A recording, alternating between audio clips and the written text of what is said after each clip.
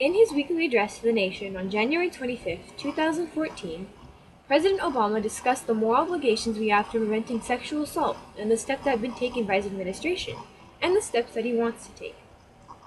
Throughout his address, he relies primarily on pathos and in several different ways to convey his message, and he uses logos and ethos sparingly. He begins with some strong statements to the atrociousness of sexual assault and how we should feel obligated to prevent it. He does this with the words, "Sexual assault is an affront to our basic decency and humanity." With this statement, he reaches out to all of us and to the one thing that we have in common, our humanity. Within this broad scope, he makes it clear that each of us may be impacted by sexual assault, with the sentence, "And it's not about all of us, the safety of those we love most, our moms, our wives, and our daughters and our sons."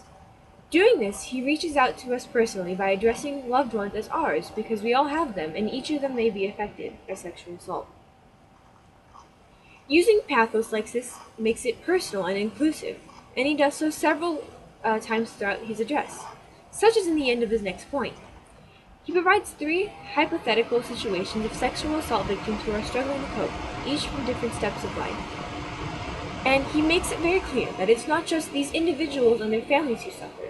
It is our community that suffers, and by extension, our nation that suffers from sexual assault. This may be an attempt to strike a chord in our patriotic emotions with the usage of our country, giving us an incentive to care about the victims of sexual assault, and by extension, our nation.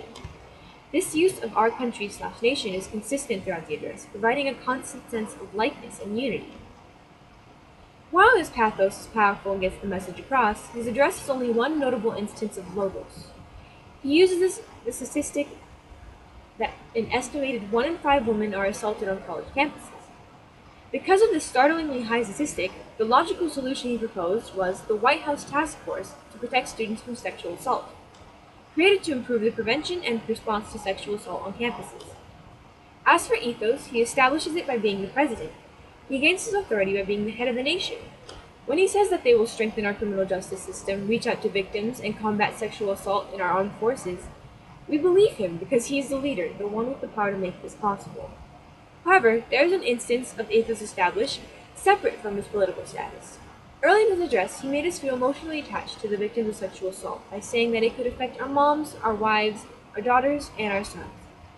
Towards the end of his speech, he says that this is a priority for me, not only as President and Commander-in-Chief, but as a husband and a father of 2 extraordinary girls.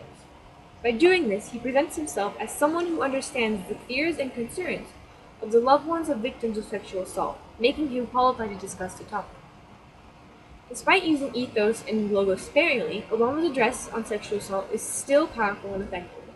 It relies heavily on pathos, mostly because sexual assault is a deeply personal and sensitive subject to people. Utilizing pathos in different ways, he makes it clear that sexual assault is as serious to him as it is to the victims and their loved ones.